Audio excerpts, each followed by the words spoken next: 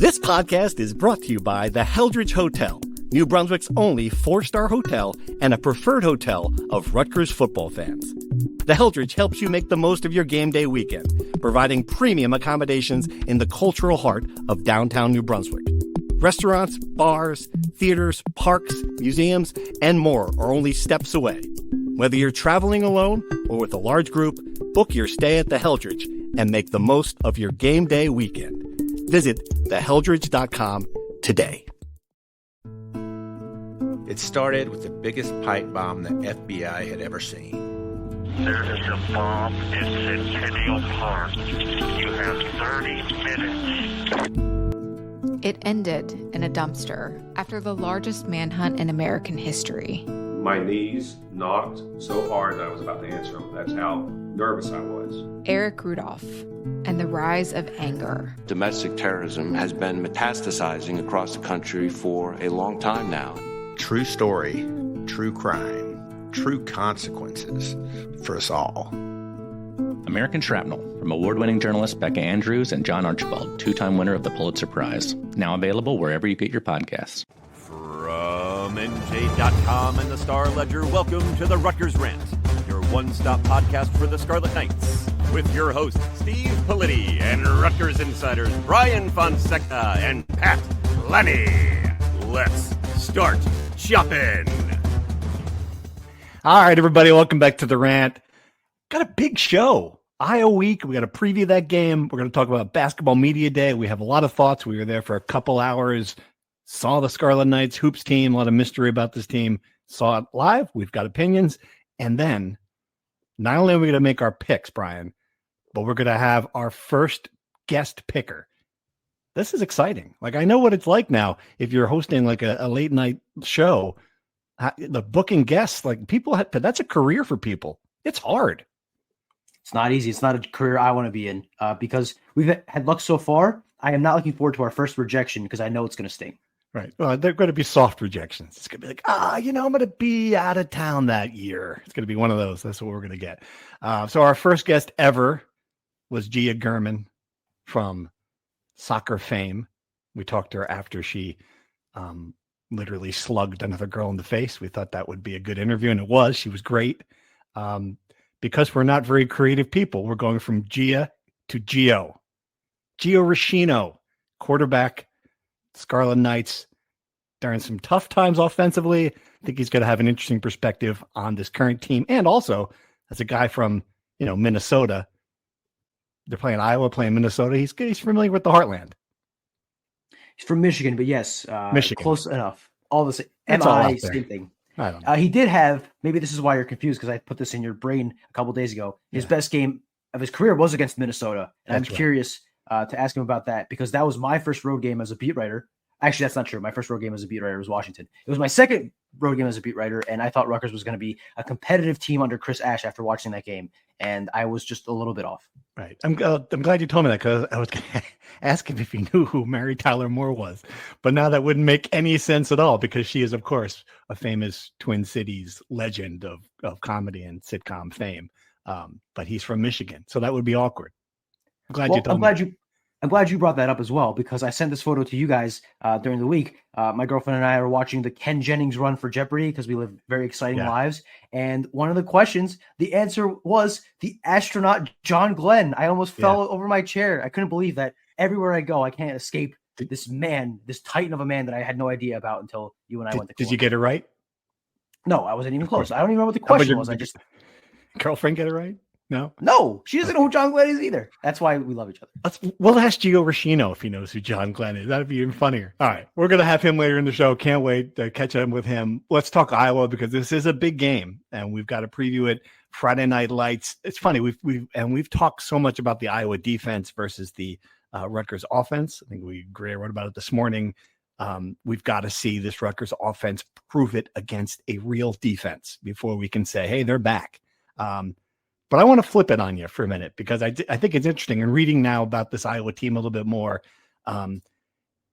offensively, they have Mark Gronowski, who can become the all-time winningest quarterback in college football history at any level. if he beats the Scarlet Knights. A kid who's been playing forever, experienced South Dakota State before he came to Iowa. So clearly, you're looking at a team that at least has got some experience to go on, some proven players to go on. I get it. Their offense hasn't looked great. It's never going to look great. No, I mean, this is Iowa, right? Like, even when they get this accomplished quarterback who's supposed to be the solution to all the problems, he's still having a brutal season. I think if they got Tom Brady at his peak, he would revert to the Iowa standard, and this offense would just be a run 100 times a game and hope you can throw enough to win a game. Yeah, it's a little harder to run a successful offense at Iowa than it was when he was at a powerhouse FCS program. I think ultimately this game is going to come down to which defense can get a stop. Can Iowa stop Rutgers' high-powered offense? Mm-hmm. Can Rutgers' defense stop anybody? That's the question that's going to be asked in the fourth quarter, because I think this is going to be a shootout for good and bad reasons. And I think it's going to be midway through the fourth quarter. It's going to be a one-score game. The team that makes the big stop is going to win the game. Right. Yeah. And I guess that's where the big concern comes. It's not, just that Iowa running game, Iowa offensive line, just big bodies again. We talked about it on the show ad nauseum about the not feeling comfortable in the Rutgers defensive line. I just wonder if there's something that Rob Smith can do strategically to at least make Iowa beat you with the pass. Throw out some blitzes. They haven't really blitzed much in the first 3 games. They haven't had to. But yeah, something like that, but I just don't think there's these creative plays that they're hiding in the playbook that's going to magically fix everything. I think they just have to play better, right? I think they need the ends to create some pressure and get to Gronowski. They need the cornerbacks in the second and the safeties to make a play, or at least not give up big plays. They're giving up a lot of big plays. And they need to, they're going to get pushed around by Iowa's offensive line, because they got pushed around at times by Norfolk State's offensive line. That's just kind of the reality. Just minimize the big plays and try to get stops, or do what they struggled to do outside of Norfolk State and make a big play, get an interception, force a fumble, or just become a team that wins games by punt blocks exclusively. That is the third option, which it's not impossible. Who knows? Exactly. Hey, when these teams have played in the past, it was we talked about the punting ad nauseum, and I wrote about it this morning a little bit. It's funny because, I bet you, and I wrote this as a joke, but if you went to Iowa City and you went to a supermarket and you said, "Hey, remember that Adam Korsak?" There's a chance the guy would turn around. "Oh, you mean the Rutgers punter? That was incredible."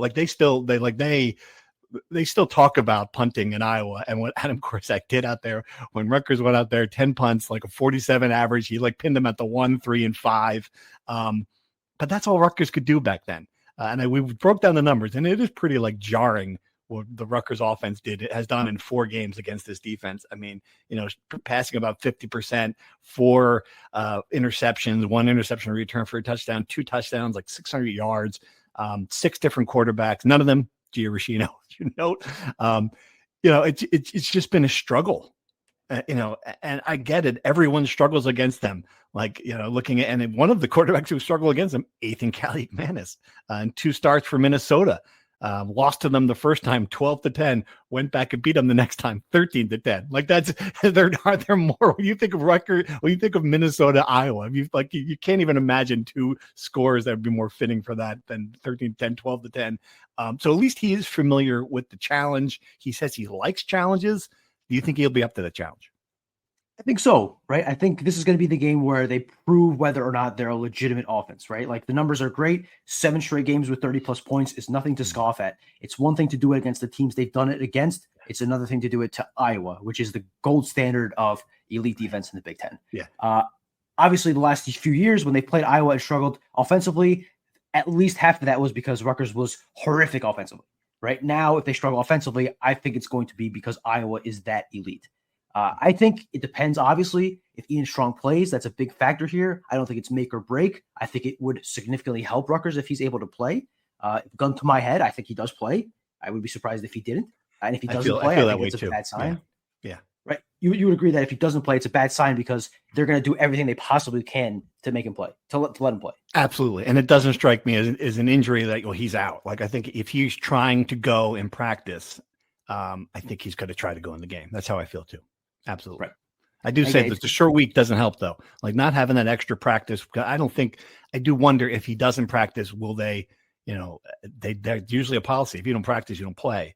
I just wonder about that. If you had an extra day, it would make a difference. I know it's only one day, but still, short week is the one thing that gives me concern, but I haven't heard anything to make me think he's out for sure. Right. And even if he's not, I mean, he probably won't be 100%, right? One, they're 3 games into the season, and 2, he's dealing with something, right? But even just being out there 75%, the threat of him creating things will shift the defensive coverages, obviously, and open some space up for KJ Duff, who's shown an inability to make plays, for DT Sheffield, and for the run game, which we'll see how that'll look probably without CJ Campbell, right? Again, that didn't look very good. So I don't know. I think this Rutgers offense is legit. We'll know a lot more about that after Friday. Yeah. And it's funny because you mentioned the run game. We haven't talked a lot about what Antoine Raymond's doing. I mean, 10 touchdowns in the last 5 games. Yeah, I mean, he's becoming a dominant player. And I know, hey, Kyle Monangai, we talked about losing him and what that would mean. He's not at that level yet, but he is a guy you have a tremendous amount of confidence running between the tackles, breaking tackles, just a physical, bruising Big Ten runner. Like I think Rutgers is going to be able to run the ball against Iowa. I would think that'd be a great sign. I'm not so sure about that. I think they have a really strong interior offensive line with those 3 guys coming back. They've all been playing pretty well, especially Kobe Asamoah. I like what I've seen from Antoine Raymond. I wonder how effective Jashawn Benjamin will be. This will be the biggest spot of his career if he is indeed the backup if CJ Campbell can't go. I think it would be an excellent sign if Rutgers can get some push against Iowa's defensive line, which is great, both at stopping the run and in, rushing the passer. And that brings us to the other issue, which is Tyler Needham. Is he going to be able to go? If he's not, you're on your 4th string left tackle against, again, these linemen have played really well against inferior opposition. The only real team they played is Iowa State, but the numbers are really good. And if I was able to get the Ethan Kaliakmanis, put him under pressure, get him on the ground, that's going to significantly hamper how much Rutgers can score.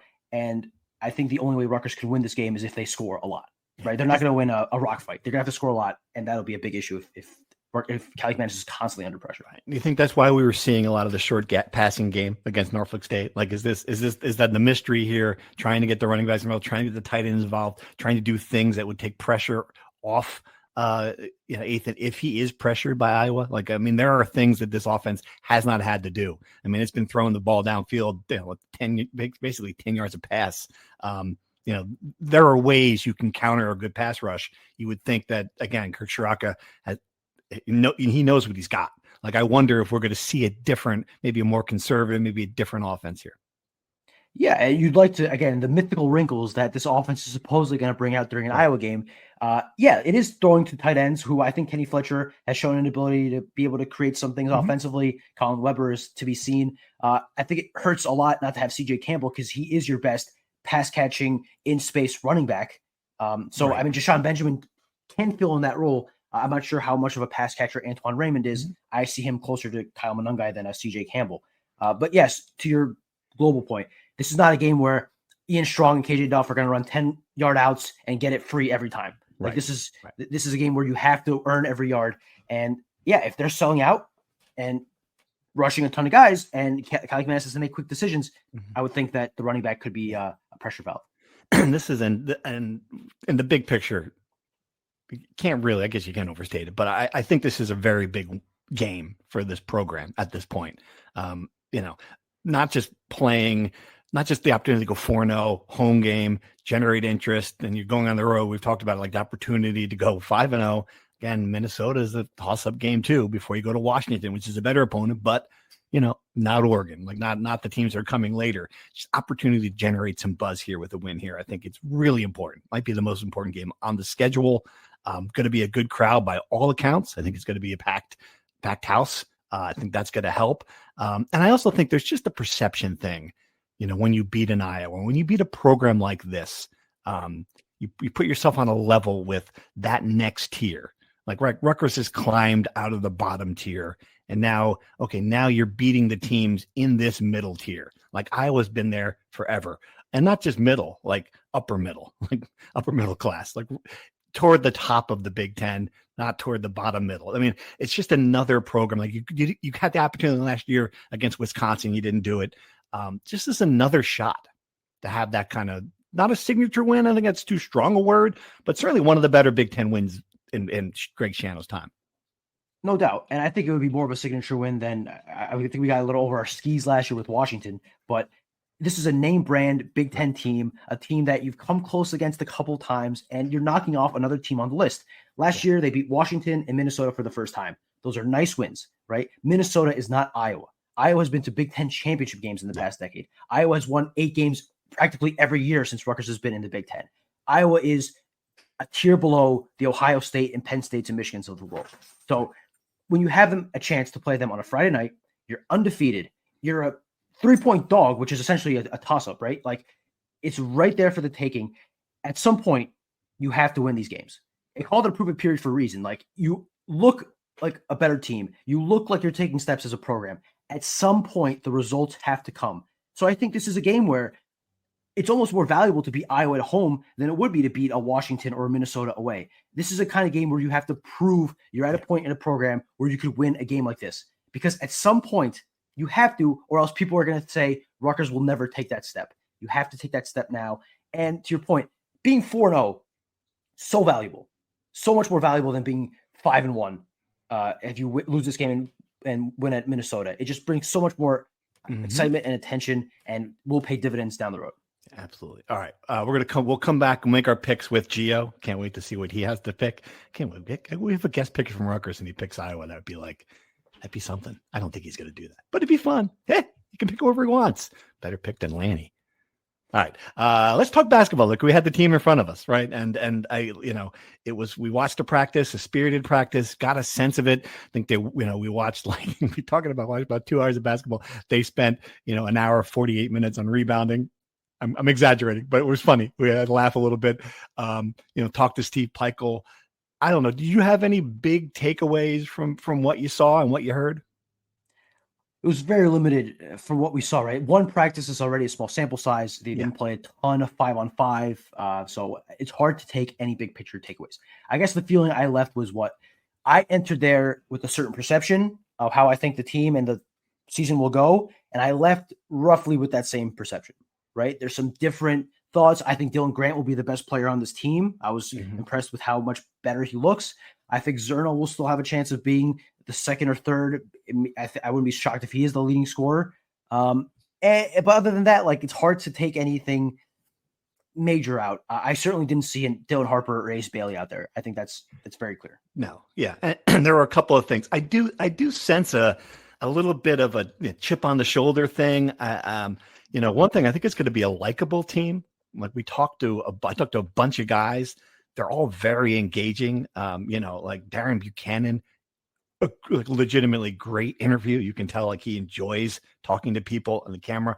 Both of the European kids, Zerno and Battlelau. Is it Battlelau or Battlelou? Battlelau, I think.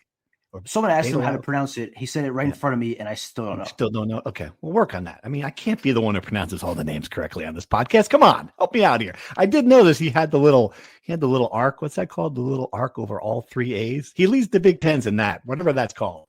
Look that up too for me, would you? We'll do. Talk to both of them. They're kind of like, and the one thing that I came away from, you go into this, and in our heads, it's like, oh, how you gonna recover from this last season? This kid didn't watch a single game. He has no idea what happened. He was over in Romania playing in Italy. He's in Europe. He has no idea. What are you talking about? It came over here. It's not like he's fixated on trying to overcome what happened before. He's just trying to figure out. He's got a class in rock and roll and culture. He's just trying to figure out, American curse words. He's just having a great time. They both have fit in pretty quickly. I wouldn't be surprised if both of them, from what I understand, from what I've seen, are starting at some point. I think Zerno is almost a lock. The other kid got here a little later. I think they like those two. My questions remain up front. I look at Obole. If we had never seen Obole play basketball, you'd be like, holy cow, look at him. He just looks, he looks even bigger than he did last year. They fall though. Again, he is 200 pounds at 6'11". Like, I don't know how that's going to work in the Big Ten. I guess he's their top shot blocker. I do still have a lot of questions. And one thing though, Steve Pikiell seems to like the fact that he doesn't have a starting five. Like, I think, he said that multiple times, competition in every position. Interesting. A couple things. If it's the same rock and roll class I took with Val Azzoli, it is my favorite class ever at Rutgers. So I really hope he enjoys it. Excellent professor. Very, very fun, very entertaining, and I learned a lot. So shout out to Val Azzoli. I hope he's still at Rutgers. Second, yes, personality-wise, this is a great team. Chris Newoli was excellent. He spoke yes. Yeah, very engaging. Yeah. Very engaging, very thoughtful, very good quotes. I think he's a guy I forgot to mention. He'll have a role just as a defensive stopper. A lot of high motor, I guess is the way to put it. He plays really, really, really hard, and I think he has the physical tools to eventually develop into, Chris. What's his name? Sorry, Steve Pikiell. Forgot the head coach's name. Yeah, yes, good one to remember that one. Mm-hmm. Steve Pikiell told a couple of preview magazines that he sees him in the mold of Caleb McConnell, and I could see that. Like, I could see that eventually down the line being the case. Right.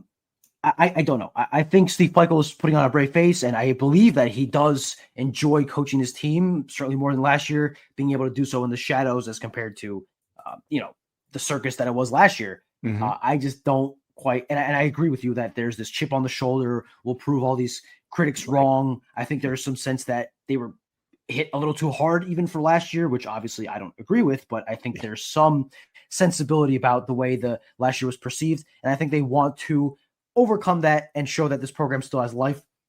We'll see. Again, I look at the roster makeup. I look at what I saw yesterday in practice. I think about what I've seen in the Big Ten over the past 10 years. I don't see it, but we won't know for sure until they roll the balls out against Ryder. And then we really won't know for sure until they roll the balls out in Las Vegas and they play a real opponent in Tennessee and Notre Dame. Right. Steve Pikiell had two answers that cracked me up. One I thought was a great answer. One I thought was, wait, what? The wait, what one was when he talking about it's my 10th year. Some people didn't think I'd get past 2. Like, who's that? Like, who's that person, Steve? Like, I was here. Like, I don't think anybody knew how to pronounce your name until like year 4. Like who's the guy coaching Rutgers? Like, no one paid attention until like they got decent. It was just so that was just kind of hyperbole there. The answer I did like, and like he talked about it. I think he's kind of figured out that he can't go in there and say like we're going to be good GPA and we're going to be we're going to help the community. We got good. He can't. I think he's figured out that people don't want to hear that in the NIL era. They want to hear before it. They want to hear or we win basketball games. And when he said and we get it, we got to get back to the NCAA tournament. That's our goal. I asked him like, well, look, you didn't make it with Dylan and Ace. Well, why do you think why would you make it without them? And his answer was, look, well, we made it before them. Right. And it was like we got there before. We'll do it again. Like it was sort of like a confident, hey, don't forget what we've done here. Right. We did it with Gio Baker. He didn't have any stars. We did it with Caleb McConnell. No one wanted him. So I think there was a little bit of that. I liked that. Right. That's okay. We're getting back to what I did here first. Thoughts? Well, one, no one wants to hear about the GPA and model citizens on the team when it's not the NIL era. It's when the team isn't winning. When you're 31-0, you can tell me about all the great stuff, the Boy Scouts you have on your team. Everyone will eat that stuff up. When you're 10-20, no one wants to hear that, right? People only like good people if they're winners.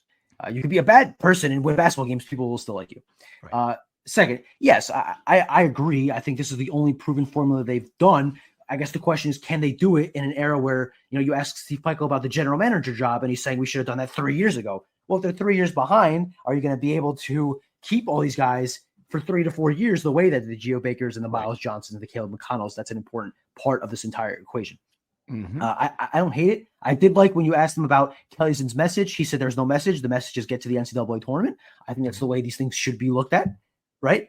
We'll see. I don't know. I do think that he wants to win the way he knows how to win. I think that he learned last year that he's not comfortable doing it the other way. And though, let's be fair, I don't think he was going to have another crack at a Dylan Harper and Ace Bailey team ever again. So I'm not sure how many options he had, but I do think this is the best path to success Rutgers has going forward. We don't want those NBA lottery picks anyway. Too much trouble. Kelly Zinn, we mentioned, she was there. She was at practice. She walked out, sat courtside, watched a good 45 minutes of it, seemed engaged, had a roster. Another example of her just being aware, being in the right places. Steve Peichel said a lot of good things about her. This is now that's going to be the next test. It's going to be, are you going to keep these young players, right? The ones that show promise this year. You kept Dylan Grant, but you lost, you still lost too many over the years. So this next class, they're confident in a kid like Lino Mark. If he doesn't play a lot this year, or if he has a role off the bench, are you going to be able to develop him so 3 years from now, he's your starter. He's your guy. That's going to be the big question. That's ultimately, a Kelly Zinn fundraising thing and a priority thing. Like, we don't know yet how Rutgers is going to raise money now with the new administration and where they're going to funnel that cash. Like, that's the other part of this. Like, is basketball going to get its fair share? Like, Kelly Zinn saying all the right things about we are prioritizing men's basketball and football. Get behind that. But there's only so much cash to go around. And I think I know where most of it's going to go. So it's going to be really fascinating to see what she does.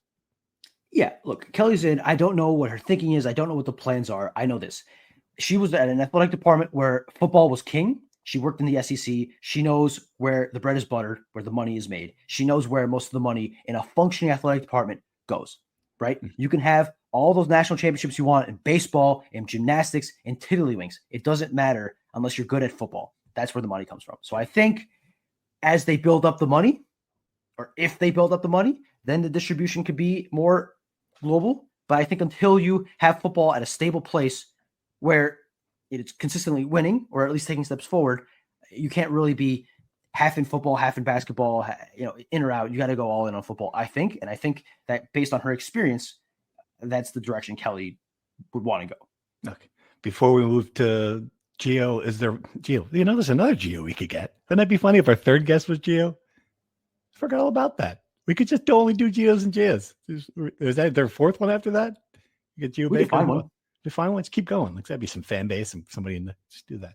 Maybe get a geology professor. Anyway, before we go to Gio, is there one player? And it's funny. I've got a name. I'm curious if you've got a name. One guy that you watched and you're like, gonna have a bigger role than I thought. No, I think the issue with that is I don't know what the hierarchy is, right? Like, that's the thing with having no starters, is that I'm not quite sure who are the guys. I guess I'll turn the question over to you. If tomorrow was the first game of the season, who is your starting five? I think you would go with the starting five that most people would imagine, right? You go with the Bole at center. I think you go with the experienced guy. Dylan Grant's your best player. I think they're going to start Jermichael Davis to start the season. Although if you ask 4 different people, they'll have 4 different answers as who that should be. Like, I heard a lot of people say, I like Francis. They're like, why wouldn't you not start Lino Mark? He's the future. Like, I heard a lot of that stuff. I think Zerno is your second most likely starter. And I think Darren Buchanan gets the nod at the start. That's my starting five. I think you agree, right? We talked about this a little bit, or did you want to put Fall in there instead? No, I agree. That's the starting five to start the season. I'm not sure. It's one thing to have your best five. It's another thing to have, a plan of, like, maybe you have certain guys coming off the bench because you want to keep a certain level. And I don't know what they're going to go with. But if you ask me what's their best five, who's their five that's going to end a game, I would go with those 5. I think Byfall has a chance of, or you'd hope he overtakes Obole by the end of the season. Or you hope Obole's better than last year. Like, you hope he's developed. Although at this point, I get it. He's like, he is what he is at a certain point. But he's 25 years old. Right. At some point and Byfall didn't play in the last 2 stops. Like, I get it. They're both those guys are. Yeah, it's limitations here. That's the benefit for Fall being at Rutgers, right? Like, he's going to play. So whether he sinks or swims, he's going to have a chance to play in a game because Obole's not playing 40 minutes. And I don't think Javonte Ware is at a point where he's better than Fall per se, though he is more physically ready for the Big Ten than Fall. I don't know. I guess the interesting thing about this basketball team is that we don't know most things about them. Yeah. So it'll be a fun experience in discovering how things go through the first couple months of the year. Right. Until they start losing games, and then we'll all stop paying attention. But at least right now, there is some optimism. There's some, I don't know. Let's see the proof of concept. That's what I come back to. All right. No, I can see it. I can see what you're trying to do. We just need some evidence that it can get done with this team. All right. Let's take a break. We'll come back with Gio Rescigno and pick the Iowa game. As a scientist, I can tell you that Sundays are only 24 hours long. But with NFL Sunday Ticket and YouTube TV, you get every game every Sunday all in one place. That's upwards of 30 hours of NFL in one day. How can there be 30 hours in 24 hours, you ask? I have a theory. Magic.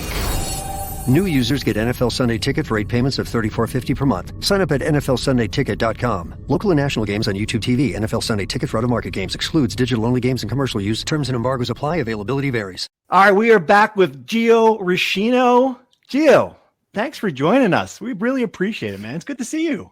Absolutely, no problem at all. It's great to see you guys as well. I'm excited to be back on.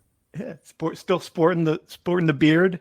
That's good. Glad to see it. Yeah, absolutely. Nice. Like what? So tell what's going on in your life? What are you up to these days?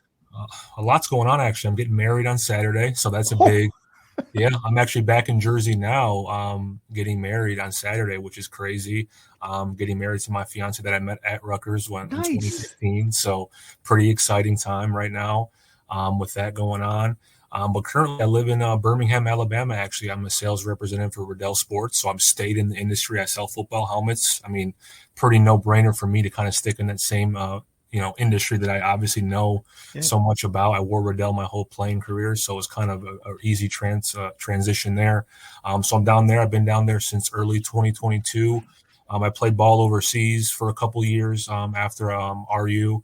And then obviously COVID kind of was a whole mess. But once I got done playing ball overseas for a couple of years, I went to down to Birmingham, Alabama. So I've been down there since, and it's been great. Nice. Well, tell us about the wedding first. Where you go before we talk about that? Where is it? Is it a Jersey? It's a Jersey. Yeah, typical Jersey wedding. My fiance's from Bloomfield. We're in New Jersey, so we're getting married here at Glen Ridge Country Club and the church right next to our house in Bloomfield. So we're looking forward to it. Should be really good. We're excited about it. Obviously, it's a long time coming, as you can imagine. 10 years in the making. So we're excited about it for sure. I used to play golf at Glen Ridge Country Club. I just played there yesterday. They gave me a free round. That was the first thing I asked when we got to the venue. I said, "Do I get a free round of golf?" So, yeah. When you guys planned out the date, did you know that Rutgers was playing on a Friday, or was this the Big Ten gifting you? So, I'm upset about it because I have not been to a Rutgers game since I graduated. Obviously, with me being out of town and out of state and traveling and playing ball overseas, it's just falls were not possible for me to get back to Jersey. So we're coming back to Jersey in the fall. I'm looking at the schedule. It gets released. Iowa, we play Friday night. And of course, obviously, the night before the wedding, we have the rehearsal dinner, so on and so forth. So I'm not going to be able to make it, right? But last week, I went to the Norfolk State game, which was my first game time back at the stadium since I graduated. But yeah, I mean, I was a little upset that it had to fall on this week, but I can't complain because if I complain, not going to be good for me right now. No, it's ill-advised strategy for you. Yeah, well, you at least have it. Can you put the game on the TV, the rehearsal dinner? I mean, I'll have it on allow that? Yeah, I'll have it on somewhere for sure. I'll be in the lobby, the bar, or something. Exactly. I imagine the entire Rescigno family and her family are big listeners to the Rutgers Rant, so let's not get you in trouble here with what you say. What was it like to be back on campus, be at the stadium, watch them play? I mean, must have been a cool experience for you. Weird, because it doesn't – I've been out now, I mean, it's 2025, 6-7 years. Time flies, and it's like once you go back and you haven't been back there so long, like a lot of memories start to come back, and that feeling of because I associate the stadium with that feeling of game day and playing, so it's like it's such a different feeling for me, and it's just it's kind of hard to describe, to be honest with you, but it's a good feeling. A lot of great memories I have, obviously, of playing and being there and being a student there, and so it was really cool to be back. I enjoyed it a lot. Some things that definitely have changed. I feel like the game day experience in general, I think they've done a really good job with that in the stadium. I noticed that. I think that's really cool. So it was great to be back, though. It was awesome. You must have been like, God, if I had KJ Duff, like there must have been some moments like when that kid DT Sheffield took off. You're like, yeah, I could throw the ball a long way. If I had a kid who can run like that, yeah, I'd have 4,000 yards, right? I mean, did you have any of those moments? Yeah, I mean, listen, I'm pretty very impressed with so far. The playmakers that Rutgers has this year, I'm very excited about. I think that's definitely something that stood out to me is, and they kind of make an emphasis to kind of get these guys the ball in space and let them make plays, which I think is really important. It the one guy that always stood out to me when I was playing was Janarian Grant, and you guys obviously remember him very well. He was a guy that we wanted to get the ball to in space whenever we had the chance, and he gets the ball, you just never know what's going to happen. I feel like we have, maybe not, Janarian Grant is to me a legend, but I think we have some guys where they want to get the ball to some of these guys in space and let them make plays, which I think is really important to have because it kind of adds some of that finesse to the football that you kind of need to have nowadays. Right.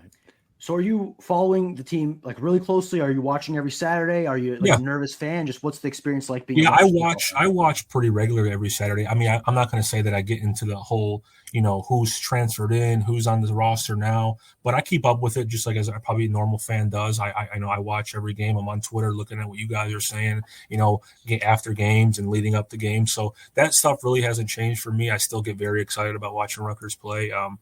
I'm in the South. I'm in SEC country, so I got to hold my own down there. And, when I'm playing golf with my buddies, I got my Rutgers stuff on Saturday. They got their Alabama stuff on. They don't even think we exist up here, but I still got to represent and put on for, RU, and I'm always going to do that. And that hasn't changed since, the day I stepped foot on campus there. So for sure. At least there's some pride. There's Big Ten pride down there now, right? I mean, you can carry that with you. You can. Absolutely you can. And I definitely talk my crap about that when I can, too, because they think the SEC is the end-all, be-all. So, I guess rightfully so, right? Sure. But I'm sure you've told them many times now, Rutgers is 3-0 and Alabama's 2-1. So, I mean, clearly, exactly. Right now, one team is better than the other. I'm not going to say which one, but the math adds up. That's right. For sure.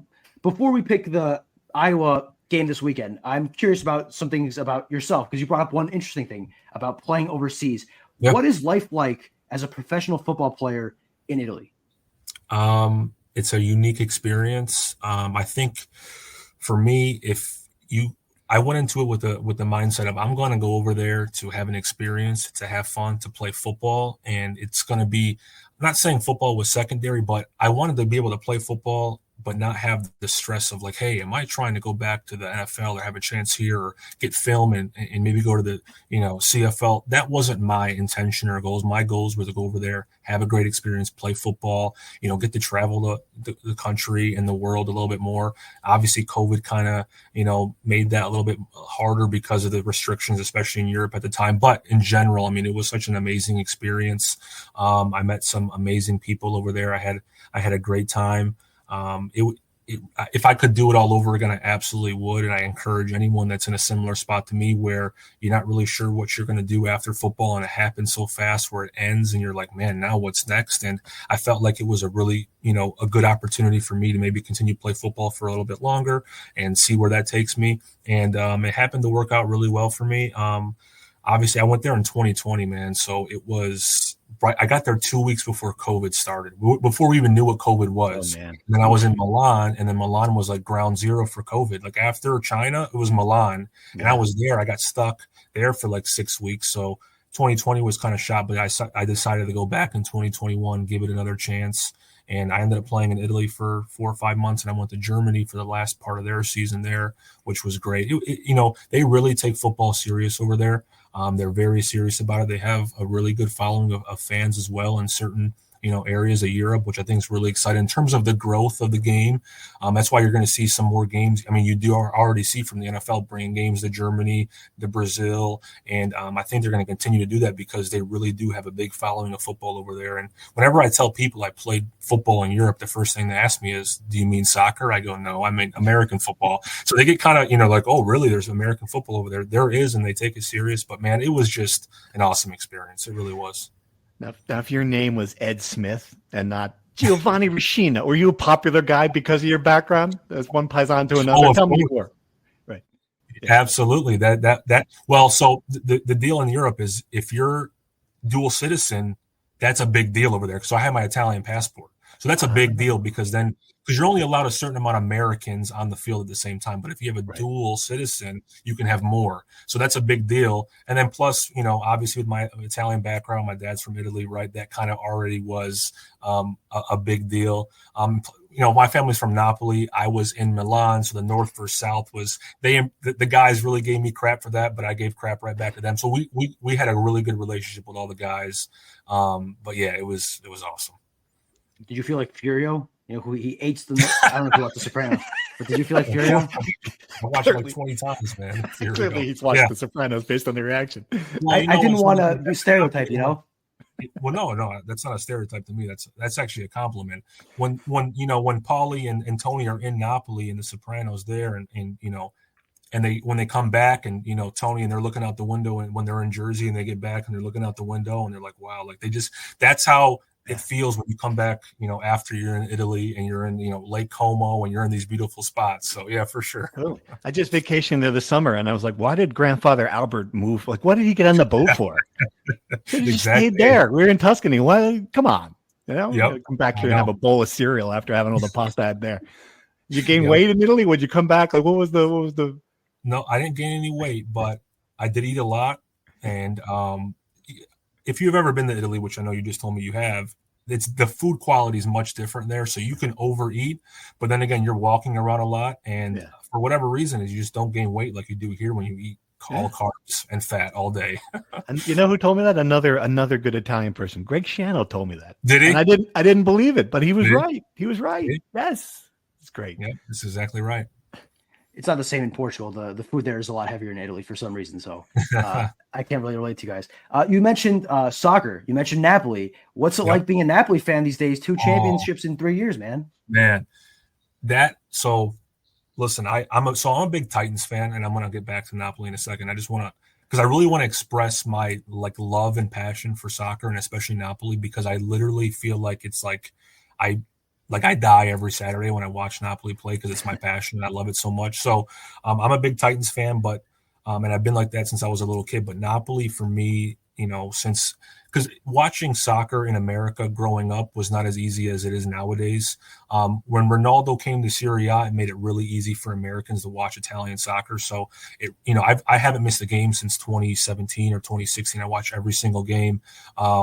I'm like, that's something that I'm so invested in that I cannot be doing something when Napoli's playing on the days they're playing. Like tomorrow we have a big game versus Manchester City in the Champions League. And, we got Kevin De Bruyne, which came to Napoli this year, and he's from Manchester City. So there's going to be a lot of stories about tomorrow, but man, I'm so passionate about Napoli. It's, I love it. So all I do is watch soccer, especially Napoli. So, yeah. I love to talk soccer on the Rutgers Rant. Politi and our former host Lanny, 2 Italians, not big soccer guys, but I relate to you a lot because my favorite team is Sporting in Portugal. Yep. And for years, I know Napoli for years was second place every year, so close to winning the title, couldn't get over the hump. Sporting wasn't champion for 18 years, and when they won, it was like the greatest day of my life. I know. So I relate to like that, and I can't watch soccer with anybody because I get so nervous when Sporting plays that. I lash out whenever they miss a shot and people think I hate them. It's just, no, I'm the exact same way. I completely understand. So I'll make sure on October 1st when our teams play each other, we don't communicate, but we can have a fun little bet. I might send you a couple hate tweets, but that's okay. I will completely understand. So hopefully it's a tie, so we're in each other's good. Yes, that'll be fine. Oh boy, everyone loves ties. That's a lot of fun, Steve. You don't get it. I don't get it. Yes. One last Italian thing. Does your family still own the deli in Jersey City? Of course. Yeah. Salamoria Ercolano in Jersey City. Yeah. What if I ever go? If Rutgers fans listening to this ever go, what do we get? What's the order? Just ask for Natale. If Natale is there, tell him that I sent you, and he's just going to take care of you. He's going to give you whatever he recommends. He's going to give you. Now you walk in, you're going to see my jersey right there. I made sure. I told him. I said, put it in the front right there. No, I'm just kidding. But he does got my jersey there, which is pretty cool. My dad definitely facilitated that one.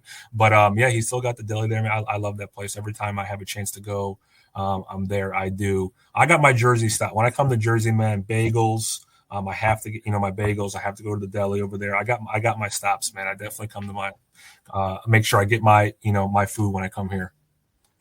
Now, is this better than Chaffee's? Is it? Let's talk a little like Rutgers Deli smack. Come on. Listen, I can't go against the family. Never going to go against the family. So of course it's better, and I think Chaffee would say his is better as well, and I hope he would, because we're competitors. But no, I mean, listen, I've been to FBI Rutgers players here. I've been to Chaffee Deli as well, and I love his spot as well. They do a great job over there, and we still keep in touch every once in a while as well. He actually, when he was playing at the in the UFL, they're in Birmingham, so I got to go see a couple games of his when he was playing with his dad, which was pretty cool. But I love Chaffee's Deli as well. They do a great job. I don't know if Steve has any more questions before we get to the picks. I have one more. I'm just dying to know when the last time you threw a football was. Oh, good question. Really good question. So I actually do some private quarterback training in Birmingham, Alabama. So I don't do a lot of it, but I do some of it, and I work with a couple quarterbacks over the last couple of years. So I'll get the arm a little loose every once in a while.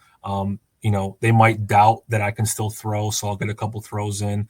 Or if we don't have any receivers that day, I got to throw the ball back. Now I will say, if I needed to play again, I might need about 6 to 9 months to kind of get back into the throwing shape, because my shoulder started hurting after maybe 10 throws. And it's a real thing. Like if somebody after they retire tells you like I can't throw and it hurts, like they're not lying. It actually is a real thing. And so it is what it is. I'm okay with it.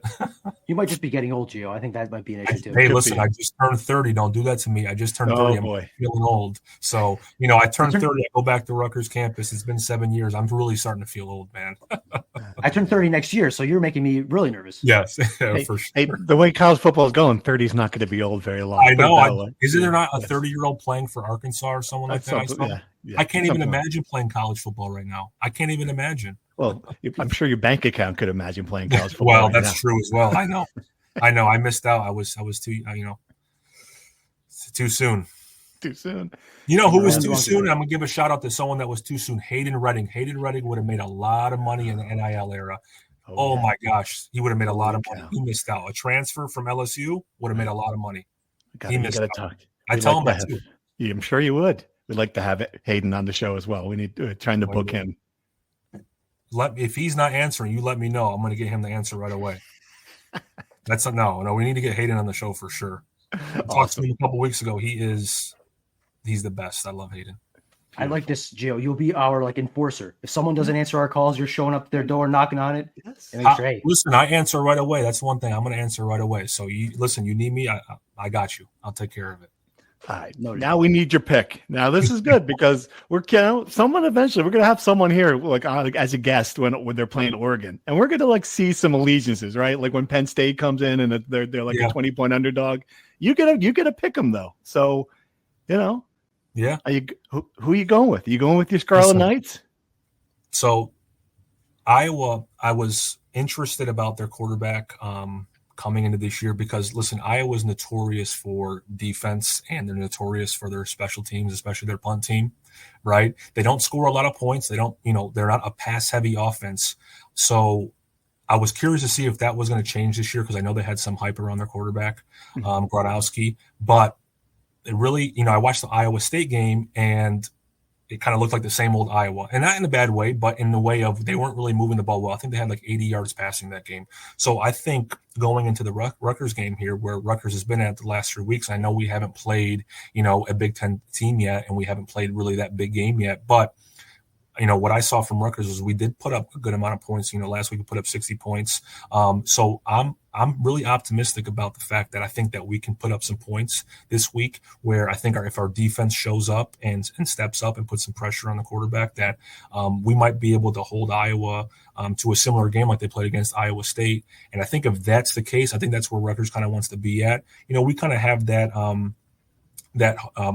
when you have that low scoring game, it's a certain type of mentality of team. We kind of had that when I was playing too. It's, we had a really good defense. We ran the ball really well when I was playing, 2017 with Gus and Rob Martin and stuff like that. So obviously it's a lot different now with the offense. I think we're throwing the ball a lot more. We have a lot of weapons on the outside, but at the end of the day, I really like our chances versus, an Iowa offense. It looks like they've been struggling when they played your Iowa State. So of course I'm going to take the Knights, man. I feel really good about this game. it's going to be a blackout on Friday night. I mean, I'm hoping the stadium's going to be absolutely crazy because I really think there's nothing better than that. So, of course, I'm taking the Knights all day. Give us a score. Oh, score prediction. I'm not prepared for this. I'm gonna go 24-21 the Knights, and I think technically that would make them cover the spread if it's right. If they're getting 2.5. They're getting 2.5. Excuse me. Yeah. So, well, listen, I'm gonna buy down the points. I'm so confident I'm buying down the points. Money line now. Yeah. You have to leave Jersey to make that bet, but that's good. All right. Not surprised, Fonseca. Are you gonna go with Gio, or are you going to shade in another reference that he clearly will get from The Sopranos? Well, I have been going back and forth all week, and I got to be honest, I don't know right now who I'm going to pick. I'm going to talk a little bit about the game, and at some point I'm going to land on a side. I think this game, as I said before, is going to be determined on which defense is going to make a stop. I am not entirely confident that if it comes to the fourth quarter, Iowa's driving and Rutgers needs to make a stop, that it can. I think this offense, though, is good enough that it can create a big enough cushion, a 10-point cushion in the fourth quarter, where even if Iowa does drive down and score, they'll have enough to win. So all that said, I know that was very confusing. I'm going to take the Knights as well. Wow. I'm going to go I'm going to go Rutgers 31, Iowa 24 for the biggest win. I feel like we say this a lot, but the biggest win of the Greg Schiano 2.0 era. Wow. Now I'm in the position where I'm looking at quarterback Gio Rescigno, and am I going to be the asshole who picks Iowa? Am I really going to do that on this show? No, I'm not going to do it. I'm taking the Scarlet Knights. Screw it. You've talked me into it. I can't do it. No, honestly, I would be very comfortable making this pick if I knew for sure that Ian Strong was going to play. I just wish. I think he's going to play. I think he's healthy, and if he is, then I agree with you, Gio. I think they're going to move the ball pretty well against Iowa. I have seen this offense. I think is going to be good against good defenses. They've proven it 30 points in 7 straight games. I get it. They haven't faced a defense like this. I understand all that. They're not going to need to score 30 points in this game. I think they're going to win something like a 24-17 kind of game. It'll be close in the fourth quarter. I'd love to see this defense get a couple of takeaways where you would feel more comfortable with that. But yeah, I mean, the home field's going to matter as well. A 4-0 start. Let's see it. We all agree. As well as the fact that, and I could be wrong on this, but how many times have we had a quarterback that started for Rutgers that has had the same offensive coordinator his second year starting? I think it's the first one. I had five. So. That's amazing. I know. That is amazing. Then my point in saying that is I think that, and Steve, you kind of pointed to it where we've scored 30 points in 7 games in a row now. Yeah. I think as you go into year 2 with the same offensive coordinator, the same system, that gives you so much more freedom to play naturally and let the game flow. And trust me, if I can speak on that, I think I can, because like I said, I had 5 offensive, all 5 offenses were completely different, right? So when you have a same offensive coordinator in the same offense, I really think that as you get late, in this thick of the season now, 4 or 5 games in the middle of the season, that's really where, year 2, you're going to start to see, I think, things click, which I think we have. So, I think that's going to be a big factor in this as well. The next time we have you on the show, we're going to have you rank the 5. That would be fun. I would love to. That'd be great. All right, Gio, we can't thank you enough. This was great. We appreciate it. Of course, the bigger thing for you this weekend, obviously, good luck in the wedding. Thank you so much. I hope everything goes smoothly. Are you going on a honeymoon afterward? What's the plan? I'm really busy with work right now, guys. Okay. So I got to get back. We're going to do like a mini moon. We're going to go up to Boston, Salem, and hang out over there for a couple of days. Nothing crazy. Now I'm going to get back. So no big honeymoon. We might do something later, but everything should be good though. All right. Congrats again. And thank you again. And thanks everyone else for listening. Thank you for having me on. Thanks, guys. Thank you for listening to the Rutgers Rant. Popsicles, sprinklers, a cool breeze. Talk about refreshing. You know what else is refreshing this summer? A brand new phone with Verizon. Yep, get a new phone on any plan with Select Phone Trade-in and My Plan. And lock down a low price for 3 years on any plan with My Plan. This is a deal for everyone, whether you're a new or existing customer. Swing by Verizon today for our best phone deals. 3-year price guarantee applies to then current base monthly rate only. Additional terms and conditions apply for all offers. And Doug. Here we have the Limu Emu in its natural habitat, helping people customize their car insurance and save hundreds with Liberty Mutual.